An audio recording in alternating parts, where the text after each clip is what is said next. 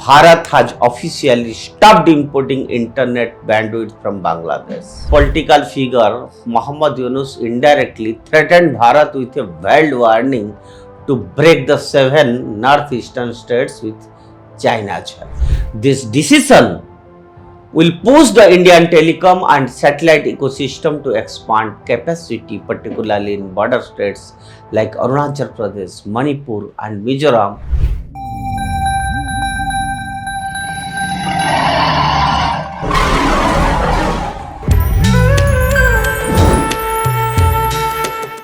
Namaskar, I welcome you all to the digital media of Uday India, and today in India Things I want to speak about how India shuts down bandwidth imports from Bangladesh, and it's a strategic assertion of digital sovereignty in a significant move that underscores India's commitment to digital sovereignty and national security. Bharat has officially stopped importing internet bandwidth from Bangladesh. The decision coming after Bangladesh political figure Mohd Yunus indirectly threatened Bharat with a veiled warning to break the 7 northeastern states with China's help. Marks a decisive shift in India's approach toward its digital and geopolitical frontiers. The transition from foreign dependence to self-reliance through Bharat Sanchar Nigam Limited (BSNL's) domestic fiber and satellite networks signals more than a technological upgrade. It represents a strategic assertion of control over the country's critical communication arteries in one of its most sensitive regions. For years, India's northeastern states have relied partially on bandwidth imported from Bangladesh to ensure stable internet connectivity. While such arrangements served practical purposes in the past, they also introduced a dangerous vulnerability: the dependence of India's frontier states bordering China and Myanmar on a foreign network. In times of peace, it was a logistical arrangement. In times of tension, it could become a national liability.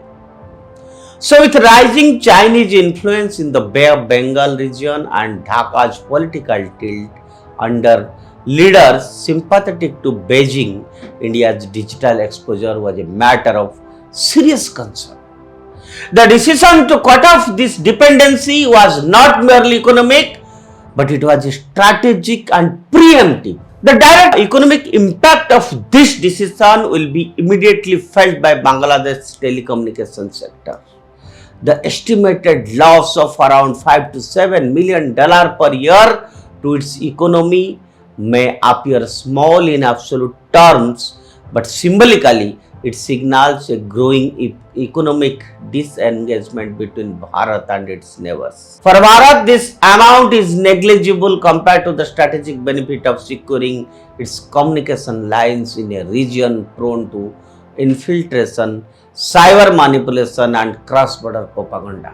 Moreover, this decision will push the Indian telecom and satellite ecosystem to expand capacity, particularly in border states like Arunachal Pradesh, Manipur, and Mizoram, where connectivity has long been a challenge. BSNL's role in this transformation is critical.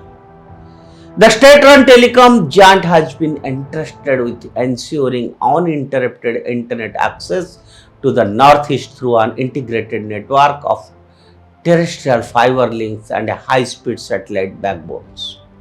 This initiative not only safeguards India's cyber frontiers but also embodies the spirit of the Modi government's Atmanirbhar Bharat vision. The Northeast, often referred to as the nation's gateway to the East, now stands to become a symbol of secure indigenous connectivity rather than a zone of strategic fragility. Perhaps the most crucial outcome of this move lies in the realm of national defense. Connectivity with Bharat's defense installations and border forces in the Northeast is no longer dependent on external country, especially one whose internal political narratives are increasingly influenced by adversarial forces. In the event of any action or border contingency, communications between command centers and field units will remain fully within Indian control, protected from perceivable surveillance, interference, or blackout attempts. In modern warfare, where cyber and information domains are as critical as conventional arms, this autonomy could prove decisive. At a broader level, this development also sends a clear message to regional actors. India will not allow external powers, whether through direct threats or covert influence, to dictate its internal security or communication systems.